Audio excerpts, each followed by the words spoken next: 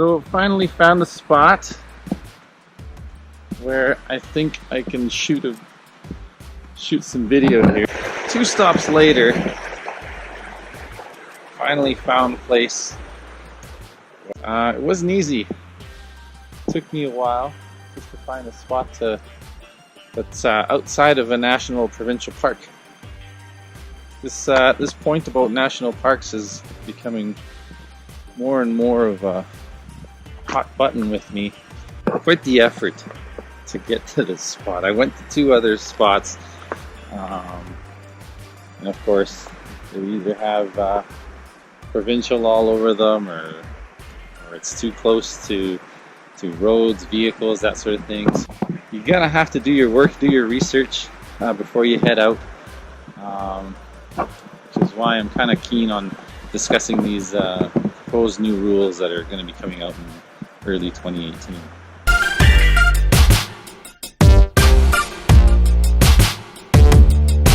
So, proposed rules, 3 categories, 2 different types of weight categories. So the one that most people are going to fit into is the very small drone operations, which is anything between 250 grams and a kilo. Alright, so here's a screenshot of what Transport Canada is showing on their website for the very small drone operations. So the distance rules are still the same. You have to be 5.5 kilometers away from airports, 1.85 kilometers away from heliports, and 30 meters away from people. The new ones that they've added here are an age restriction, so you have to be at least 14 years old or older. Mark your device, of course. And then the other 2 new ones are that you have to pass a basic knowledge test and have liability insurance. And then the other 2 categories are between 1 kilo and 25 kilo. And those are different based on whether you're flying in rural areas or whether you're flying in urban areas. So let's take a look at those as well. Okay, so starting with the limited operations for rural, the only things that are different between this one and the very small drone operations is that you have to be 16 years old or older.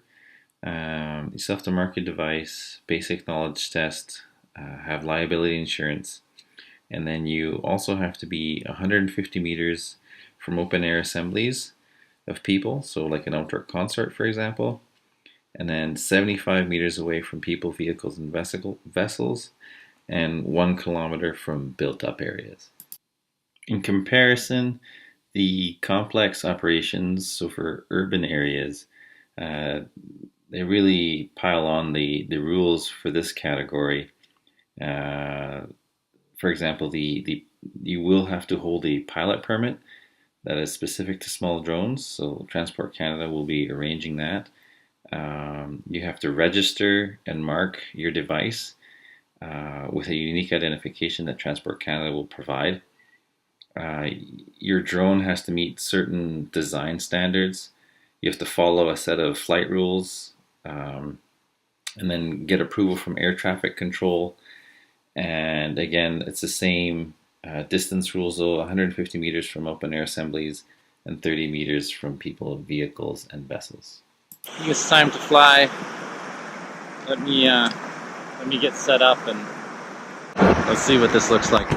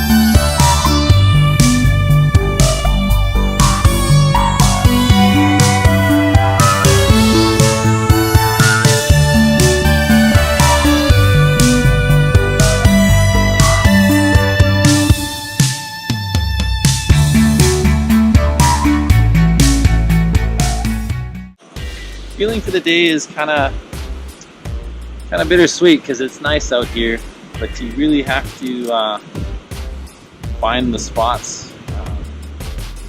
Without national parks, provincial parks, I know I keep harping on this, but it's kind of a bummer.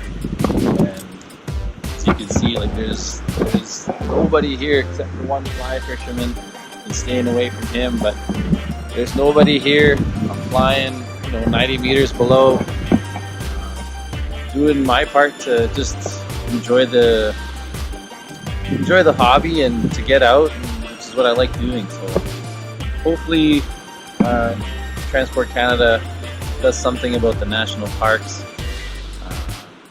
But yeah, good day.